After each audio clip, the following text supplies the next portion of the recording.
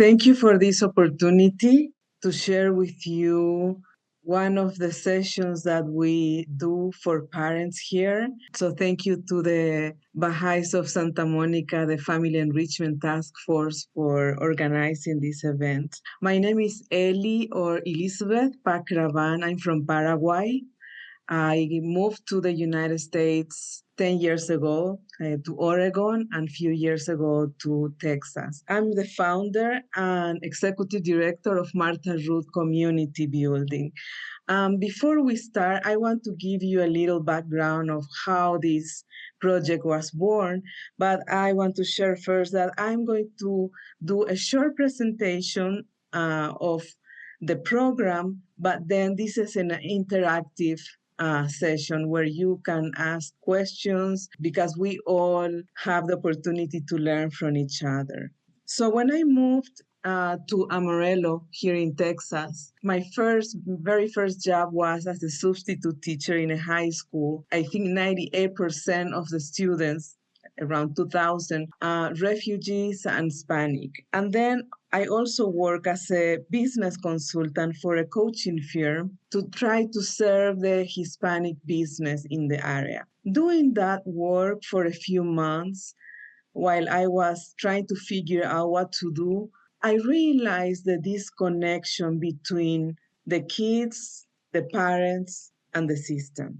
And we are not only talking about underserved communities, but the whole community in general. And I began to do some research and try to understand what was happening because I'm a journalist, but my background is in business. So for many, many years from Paraguay to Oregon, I worked for corporations, and my main job was always hiring people, coaching, mentoring. And I always wanted to observe and learn why people were so successful and why some people weren't successful. I came with this project of beginning a safe space for parents where they can learn together, learn from each other, and also go through a curriculum. But when we started last year in April in 2024, we began with the cohort for parents, which were 13 sessions. Once a week, we will meet and we will go through the program. Soon, we had to create more programs, like we use the junior youth program from the Baha'i community. Then we create a youth empowerment space also, and other services that soon we had to expand. So in 16 months, we already serve now more than 900 people in the community. The difference between what we are trying to do and what is else there is that we need to come back to ourselves, to our inner self, and to that connection soul to soul. It doesn't matter from where background we are coming from. So the session today is called The Light Within Me, because we all have inner capacities, virtues, potentialities that once we know and we discover, we can do so much, not only for us or our family, but for everybody else. One of the beauties of these spaces is that I remember when, with the first two cohorts of parents that we had, 5 moms said, I want to do this. I don't think this is just for me and my kids. I want other parents to get involved. So they got trained because they want to open their own parents group.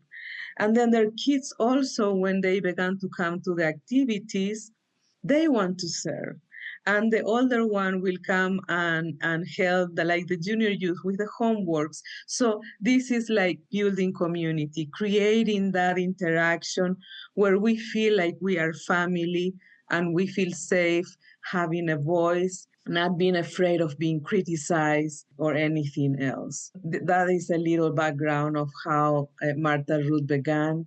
And now we are trying to expand and replicate this model in California, hopefully, and other places too. We will begin, I will start with this. So we see here that what are the challenges that we face in as a family, especially with our teenagers. In that research, and this is when I grabbed this slide, is particularly like in Santa Monica and LA area, but it's not different from any other place. So we can see that it doesn't matter from where we are coming from, if we come from a wealthy family or a low income family, we all struggle with the same things. Like, and I won't go through all those information, but there are more. But let's say mental health and stress. In a wealthy family, a kid goes under so much pressure because they have to apply, let's say, to the best university, have straight A's. There are lots of expectations. They have to take a lot of extra classes, curriculum classes, the perfectionism, and that creates a lot of anxiety. And in the low income spectrum, the poverty is stressful, not being able to know if I have the rent to pay next month or if I will have food on my table. So we all go through difficulties and challenges in life, no matter where we are, in what position, and are very similar. Another characteristic of this time is that we have the sickest young generation that we never had in history. Like 59% in the United States, in a study that they made, 59% of the girls expressed that they were sad. And the numbers goes on in different aspects. The thing is that when our kids are small, we don't think many times that the qualities that we teach them today will have an impact in their life as an adult. But then when they grow up and we see them struggling in life, we just wish to have like a magic, one to solve their problems and take away their pain. So that is why it's so important to be mindful of the connection, building those bridges, building that connection with our children since they are little. And I remember I have 4 children, 3 boys and 1 daughter. My oldest now is 31 and the youngest is 19. And I remember when I was back in Paraguay working for this Japanese telecom business, and I was first a workaholic. I was living in my job. And so when I came home, I didn't want to know anything about anybody. And I remember my second son came when he was 3 or 4 years old, and he said, "Mom, can you play with me?" And I said, "Sammy, not now. I'm so tired." I Until today I carry that guilt, and I have to work a lot to free myself from that because I lost so many chances, especially with my 2 older, that because I was so busy with external things, with life. But then I began the journey to learn and take the time to discover. So I really like this quote from Baha'u'llah that says that man should know his own self and recognize that which leadeth unto loftiness or lowliness, glory or abasement, wealth or poverty. And I will give you the example. I work a lot, like I mentioned before, with youth, with young adults. I discovered in time why I was choosing those people or hiring them because they came from families who maybe went to the church every Sunday. They had values. They had a good foundation at home, and that made them trustworthy. So to me, that was important, let's say, one of the criteria to hire them. But to me, the aha moment was when Isabella, my daughter, she was 6 or 7 years old. We never went camping. And somebody gave her a tent as a gift, a birthday gift present. So the whole family was so excited about figuring out how to put together the tent. We look at the instructions. We were like a couple of hours trying to do, and nothing happened. So we got very frustrated and we gave up. But my daughter didn't. She just kept trying. Close to the evening, she came into the house and she said, "Mom, I did it." And I even forgot what she was talking about. Like we were trying to do that. And I said, "What did you do?" And she said, come, I'm going to show you. When I go outside, I see my daughter that she made her tent. And in that moment, I realized and I said, "Isabella, do you know what you just did?" And she said, "No, what?" The fact that you didn't give up and you continue to try to put together your camp, that is called perseverance, and it's a quality that you have. So when you grow up, if somebody asks you, what are your qualities? You can say, for example, I know how to persevere. As she will grow up, I will discover more and more of these moments and opportunities where I would say, what you are doing, it's called integrity, because you are doing the right thing even when nobody's looking at you. So now, when she's with her young age at 19, even when she was like 16 or 17, wanting to look for a job because she wanted to make some money, she will write all her strengths and weaknesses and challenges and get ready for the job interview. And what if they ask me? So you see, she was developed because she was knowing herself. She was developing those capacities to understand how she will put herself in the job market. Another example is we went when we were in Oregon, we went to pick up strawberries. And then everybody came with their baskets. And I remember my second son came with a basket, and all the strawberries looked the same size, the same color. And I was looking at the basket and I said, "Sammy, look what you did. You really took the time to pick up all the strawberries like looks alike." And this is a soft skill, and it's a quality that is called detail oriented. So now you can say about yourself that you are a detail oriented person. And then I gave him examples how he can use that. But to be able to do that, to be able to be present and look at our kids when they are doing something remarkable that we can use as a tool to give them information to know themselves, we have to be present. I remember I used to have a friend, a psychologist, who told me once, there are two useless feelings, emotions. One is guilt and the other one is fear. Guilt, because it's in the past. You cannot change your past. And fear is living in the future. And 99% of whatever you fear doesn't even happen. But without even knowing, so many times we live in the past or in the future. And when we are not in the present, we just don't see things. But to be in the present, we also need to take care of ourselves. And this image that we all know represents that. Like, put your oxygen mask before helping others. If it's like an empty cup, how can you drink from an empty cup? What are you going to give?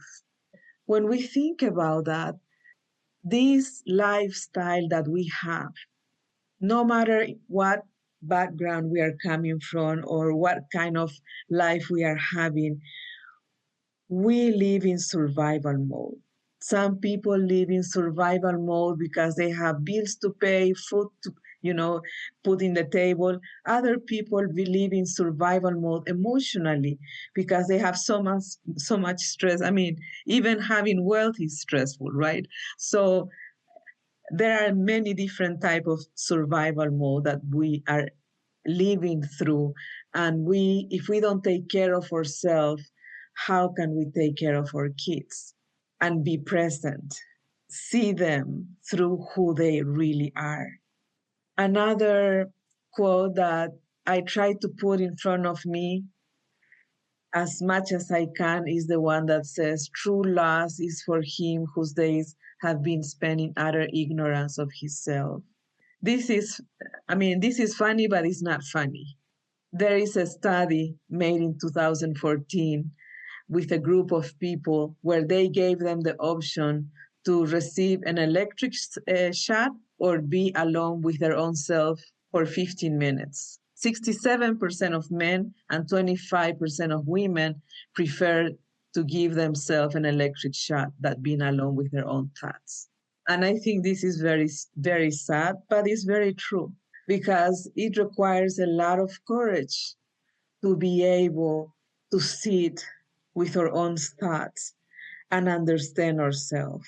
I remember when I was a teenager, I would say things like, when I become an adult or when I become a mom, the last thing I will be is like my mom.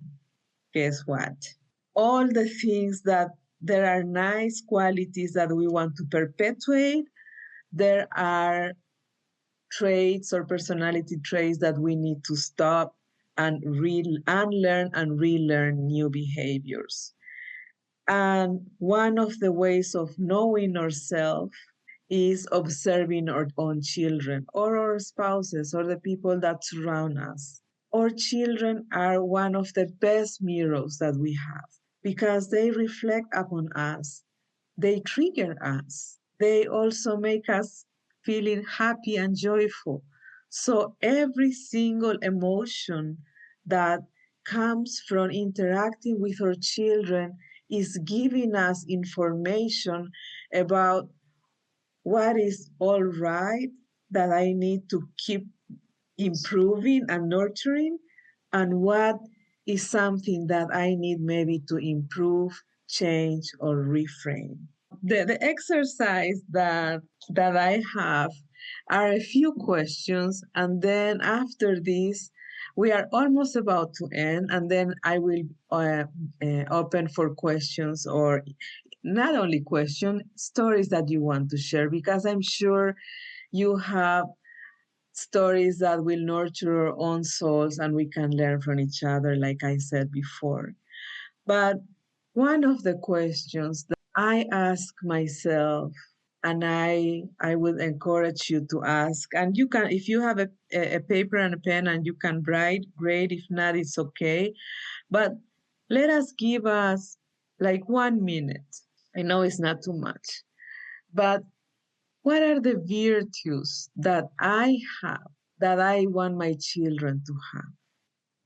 And again, you will see over and over how important it is to know ourselves. And many times we need the help of our loved ones to tell us the things that we don't see because we are not able to see everything about ourselves, right? For example, one virtue could be I like to be, I like hospitality. I like to welcome people and make people feel like home. So, how can I encourage my kids to have that virtue or that quality?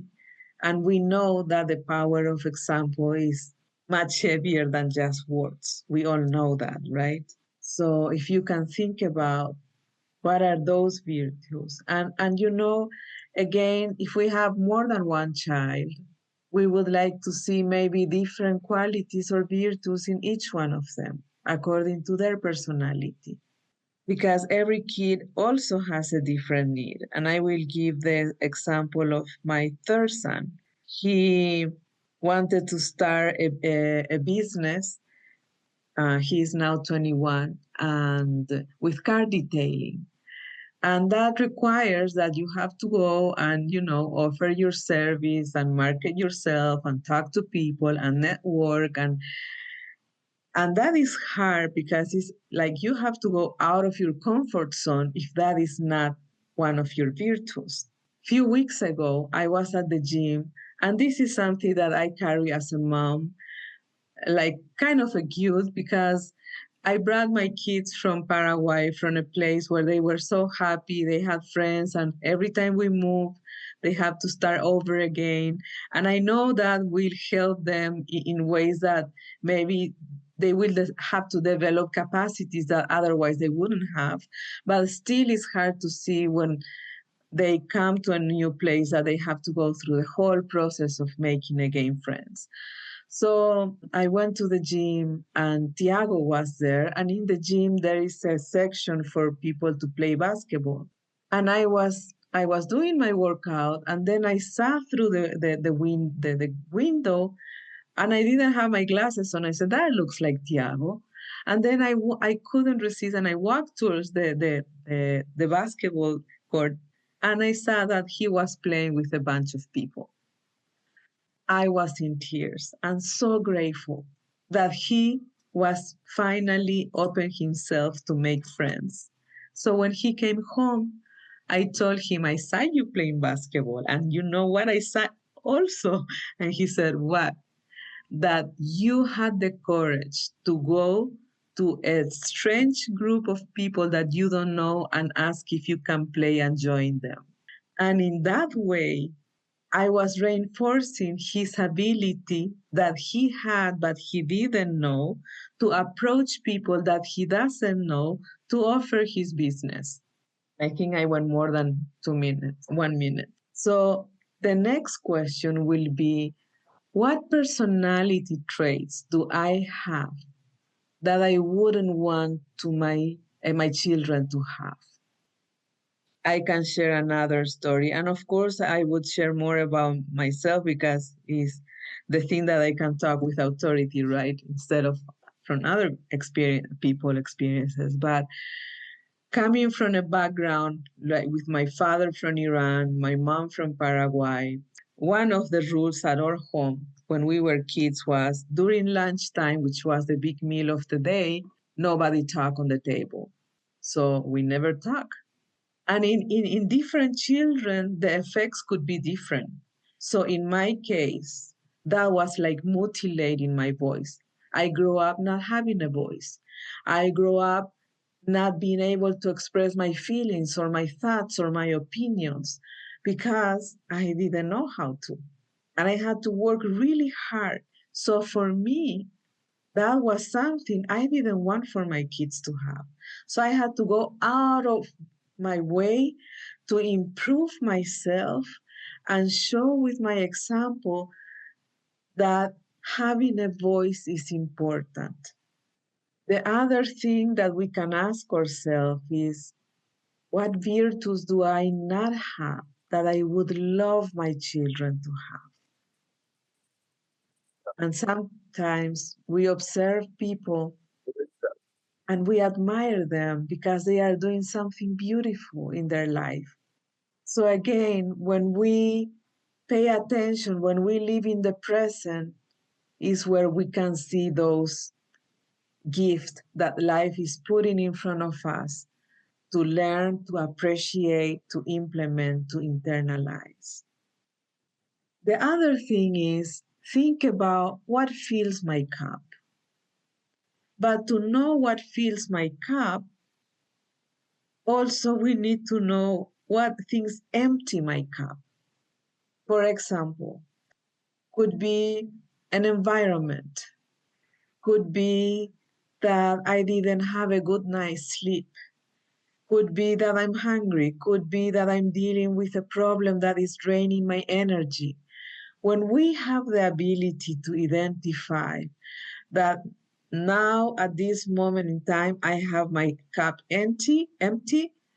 I also have the power to say, or the right to say to my kid, right now, I cannot deal with it, with this situation, but give me time and I will come back. So I have the right to say that.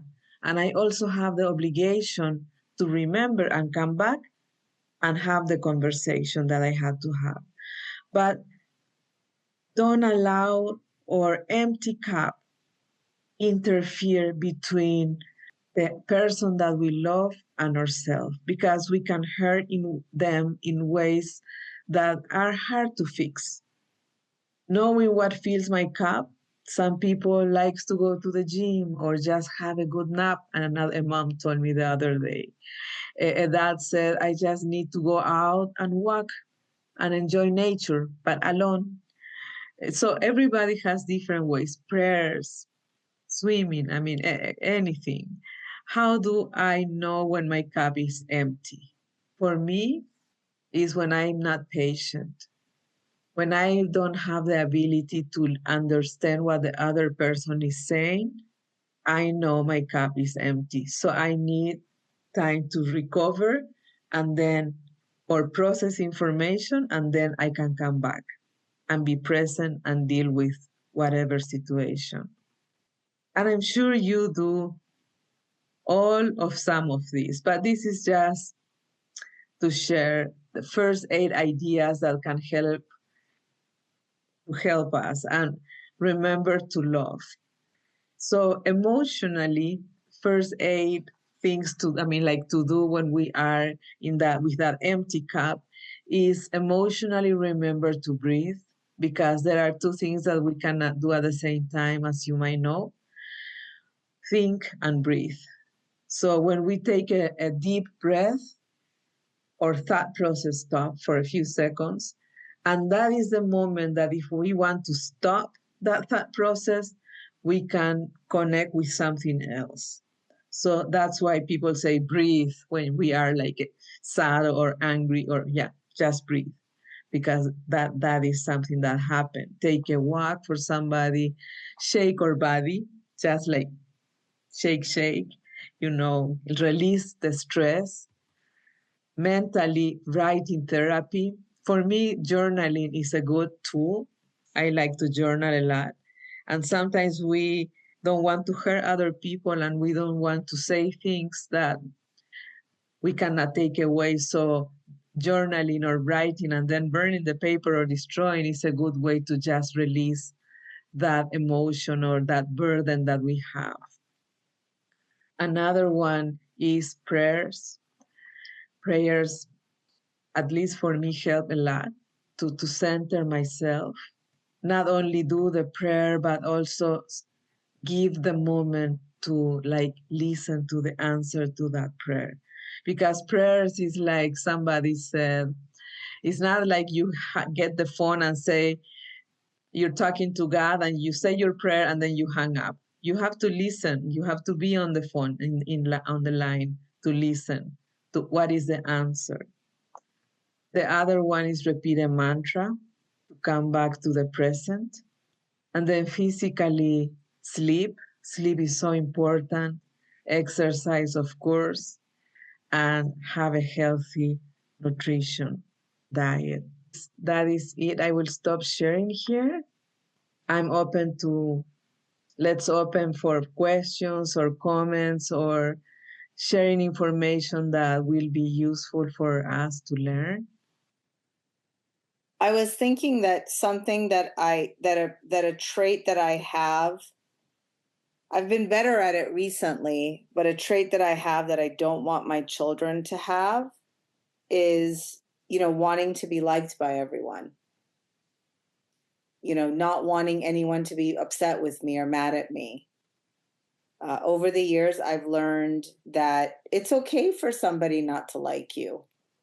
It's completely okay. It's fine, and I want, how do I impart that to my own children to learn, while I still want them to be considerate at all times, that being considerate doesn't mean that it's okay to have somebody walk all over you, or, so that's something that I'm curious about, how I can impart that to my children, that it's okay not to be liked. Hmm. Yeah. Well, I remember having that kind of similar conversation with my daughter, because when she grew up in a neighborhood with like 14 kids in the block, so she was the only girl. And thank you for your comments. Says detachment from all except God. True. And so she was like 13 years old, and she would still play with horses and cars and and just toys. I mean, her world was that. And we were living in Oregon back then, and she was already in middle school. And one day she said, "Mom, I feel weird because my classmates, the other girls, talk about makeup and boyfriends and things that I don't even understand, and I'm not interested, and I feel bad because I feel like they wouldn't accept me if I don't think or or do things like they do." So I explained her that we all are unique and we all have a purpose that nobody else can do. And that is okay if we are not like everybody else, and we are not able to, I mean, being like we are not, in Paraguay, we have a saying, we are not like a golden coin, like everybody will love us.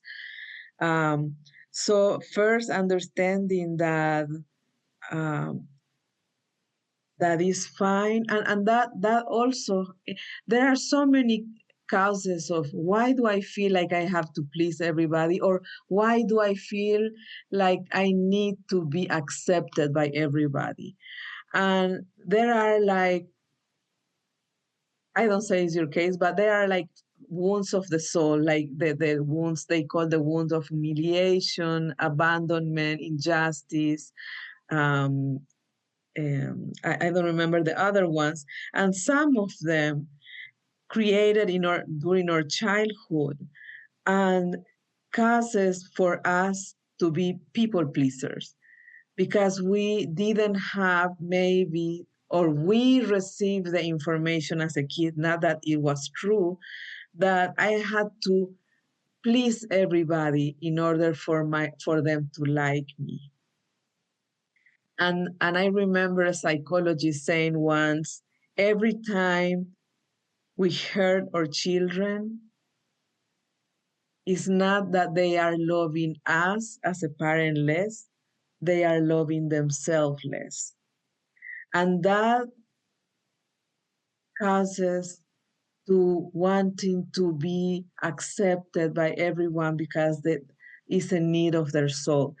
It's not, I mean, in all the cases, but understanding first the root cause of why do I feel in that way, and that will help, and also not the, even to help our kids to not feel in that way. But having those conversations also is important according to the environment we live. And we always can be kind and nice with people, and we always talk about, everybody talks about boundaries and self-love from the state of being humble and like detached, like somebody comment. Understood. Thank you. Hi, I'm Niku. I just wanted to make a comment. I really like the way you described labeling the positive attributes that our children do. I've actually talked to one of my friends about how sometimes we'll label the negative things our kids do and how harmful that is, and how we should not do that. Like, oh, you can be so greedy or impatient, but the other way around, there's so much benefit in labeling their positive attributes, and I think that gives them so much self-worth. So thank you for that. I definitely will be working on doing that with my kids. Thank you, Nico. And the other thing is that we, in the past, it's like it was by default. We learned that everything, all the good things that we learn at home will help us to thrive in life. But those conversations doesn't happen in all the households. And it's so important. When I was in Oregon, I used to work for a community college. And my job was in HR to hire people from underserved communities because they wanted more diversity in the college. And I remember I attended a conference where the president of all the community colleges in Oregon, I think were 13 or something, said that industries, businesses, companies are willing to pay the whole tuition of the students if at least they would have soft skills. I myself, when I was working as a substitute teacher, I asked in every classroom that I entered, from 9th to 12th grade, do you know what soft skills are?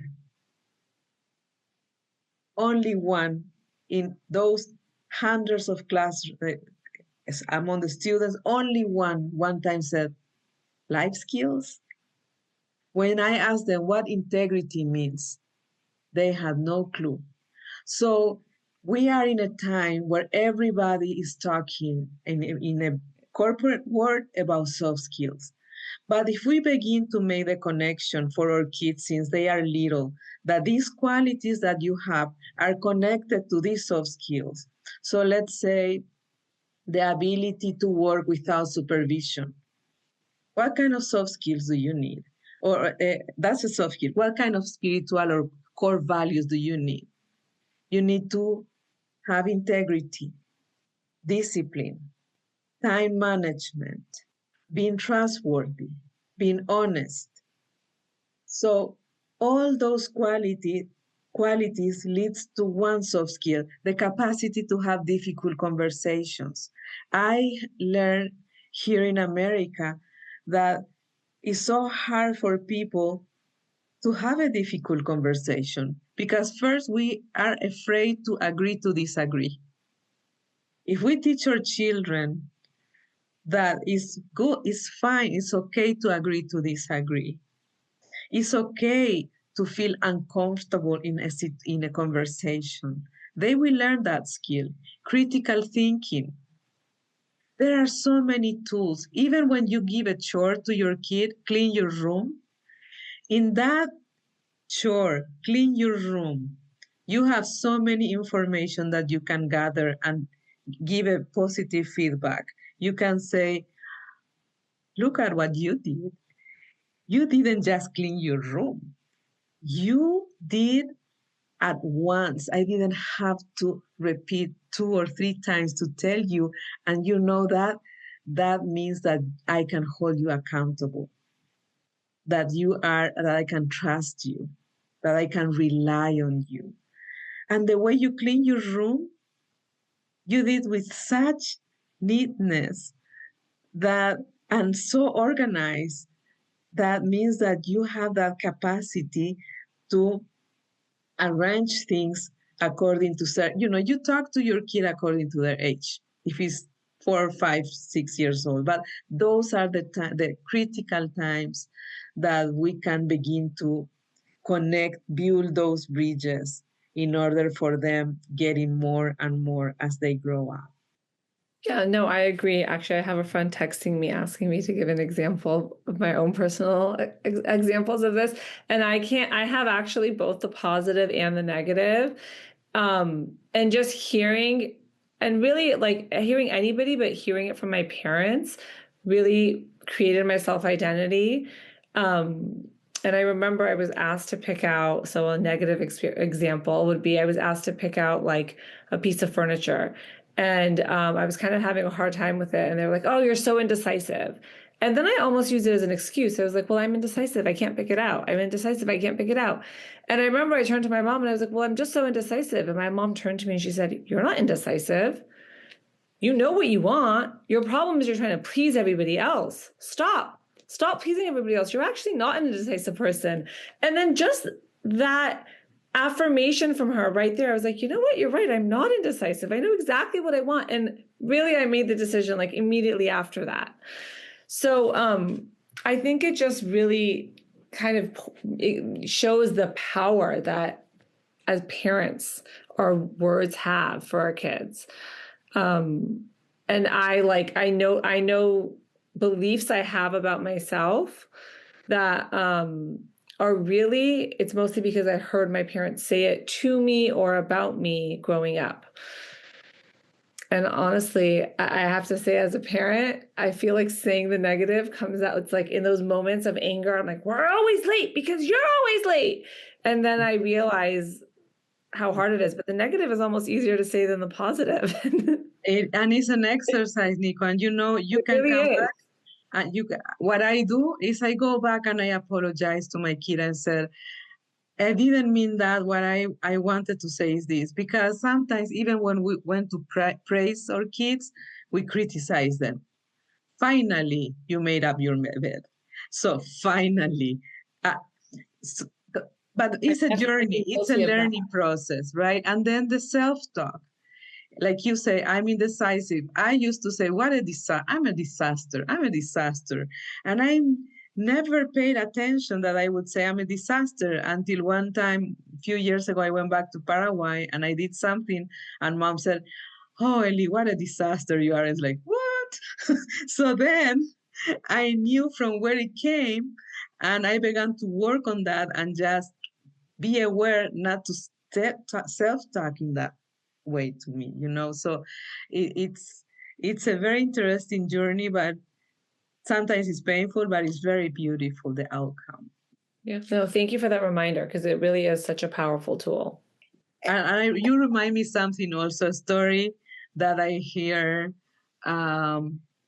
It was when we want to even approach a negative or something that, it's not very positive, let's put it in that way. And remember back in Iran when Abdul Baha, for those who don't know, Abdul Baha, it's the son of the founder of the Baha'i faith, but there was in a little town, there was a person who used to lie a lot. And the people were very concerned because they didn't know how to stop this person about saying about lying. I'm sorry. So they went to Abdul Baha and said, can you please do something about it? Tell this man to stop lying. Finally, Abdul Baha accepted that, and he wrote a letter. As I was told that the story goes, he wrote a letter to this person, and the letter began with, "O ye lover of the truth." So what it seems like it was like his weaknesses, he turned into a positive thing. Again, when we see something in our kid that we can turn into a positive thing, is approaching that way. And for that, again, we need to be present. If we are living in the past or the future or busy with our phone or whatever, home, work, whatever, we won't be able to use those constructive moments with our children. I'm just looking at the chat and says, soft skills, can you explain that? Well, this is a term that is very used in the corporate world, which means those I call values, core values or spiritual values that we have. They say now in business, we can teach a person how to do, like a hard skill will be, for example, being an engineer. You go to school to learn how to become an engineer or a doctor, a physician, a lawyer, whatever field you choose. You go through the school system and academically you learn how to do that. That is a hard skill.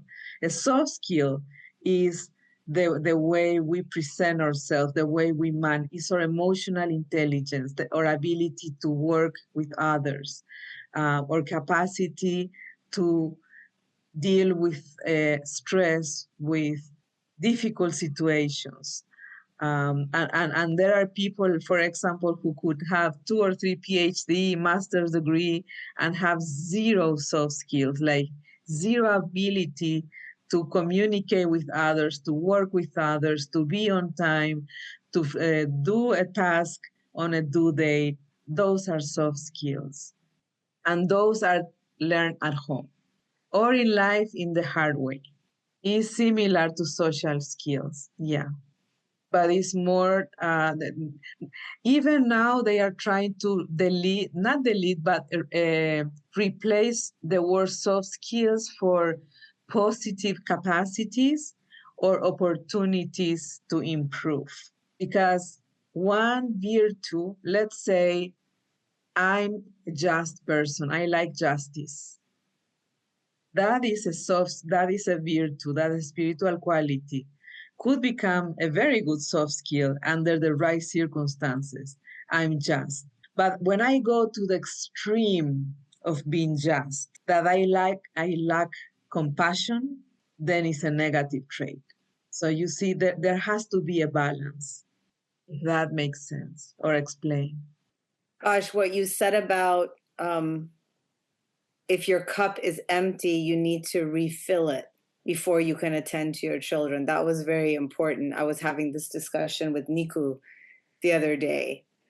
In our culture, you know, as moms, we're sort of taught that we need to sacrifice ourselves 100% for our kids. And that's not the right way to be, because we can't be there for them in the right way unless our cup is filled, like just like you said. So that was very interesting when you said, if your cup is empty, you need to refill it with whatever fills your cup.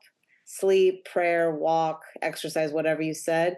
And if your child needs something from you, it's okay to say, I can't give that to you now, but it's so important to come back to it. Yes. And not forget. Because also in that process, when you come back, you are fulfilling your promise. And they are learning that every time I said something, and then I have to do, because it's a commitment. Keep the sanctity of our promise. Yes. And also, we need to, 84 or 82% of parents in another study says that parents don't show their emotions to their kids. They don't cry. They don't show, like worries or concern. They hide everything. And that is not being real neither. Because life is not easy. We all go through challenges, and they need to know. And again, going to the example of Abdul Baha says, if you want your kids not to suffer in life, teach them how to suffer.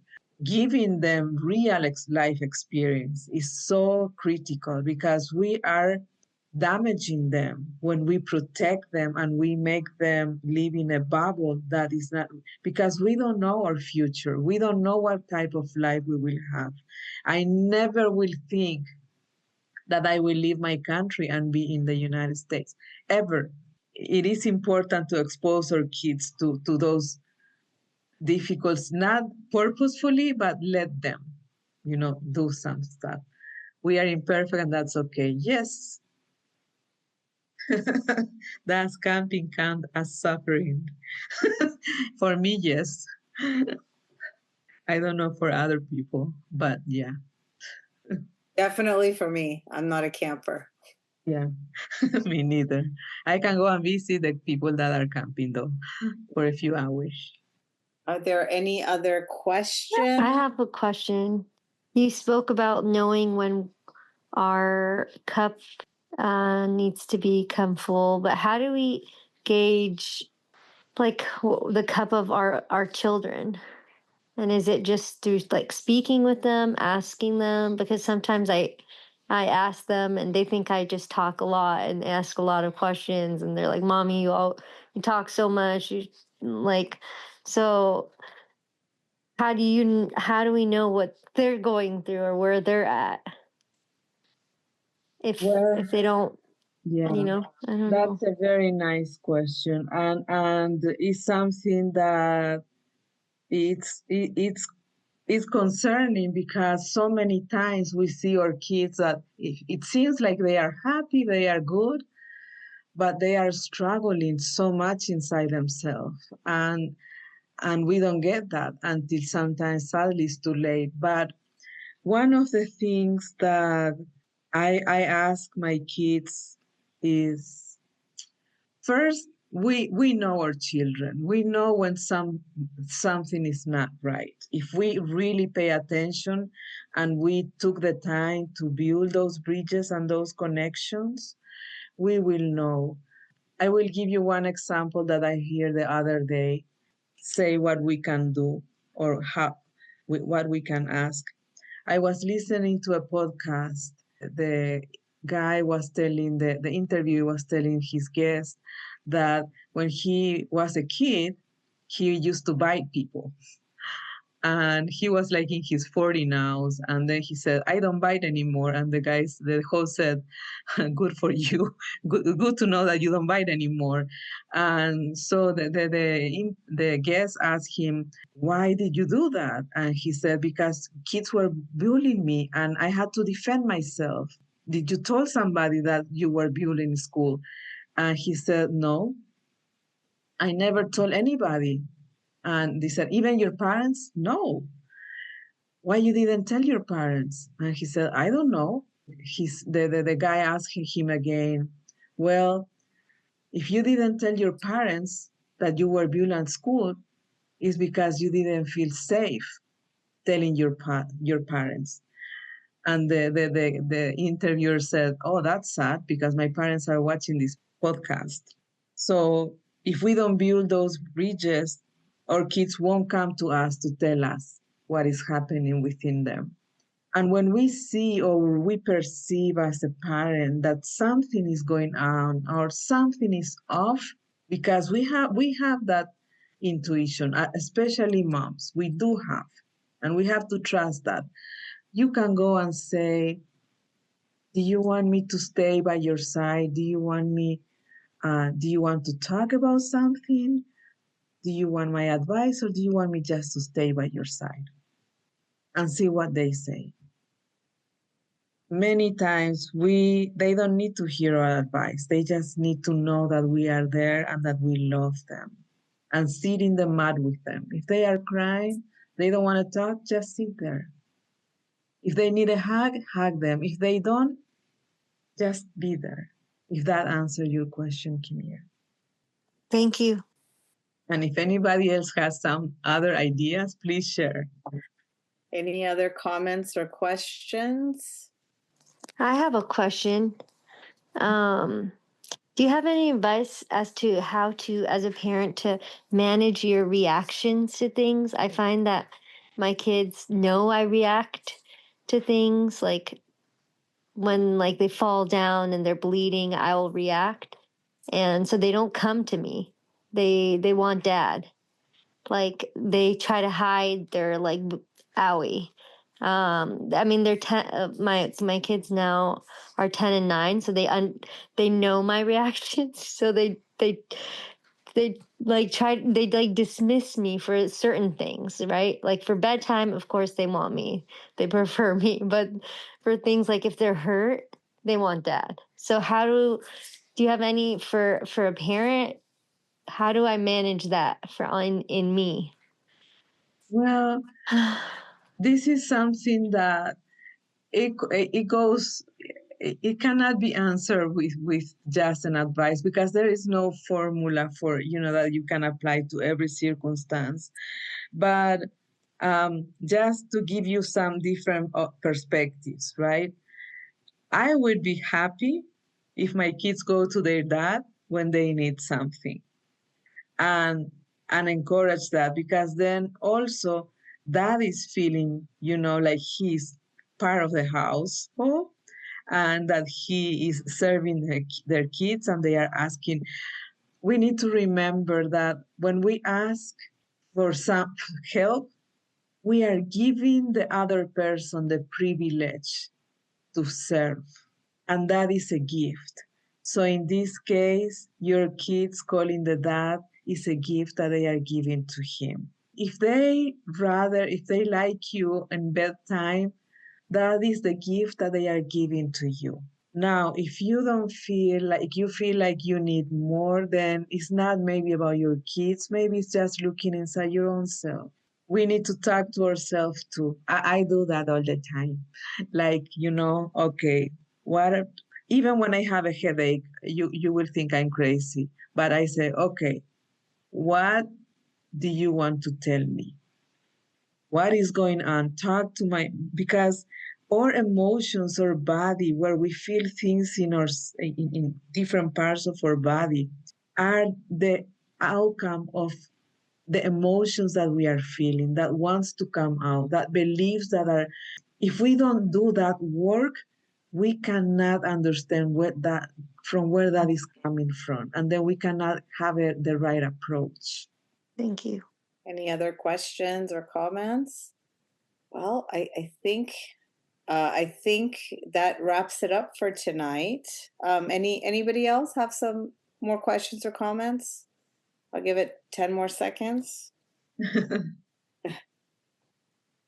And I have your service. If you want to connect, I'm available. I will be in Santa Monica September 13th to the 23rd. Thank you. Thank you for this opportunity. Thank you so much, Elizabeth, for your time and for your wonderful presentation and for this wonderful discussion. Thank you for taking the time to meet with all of us.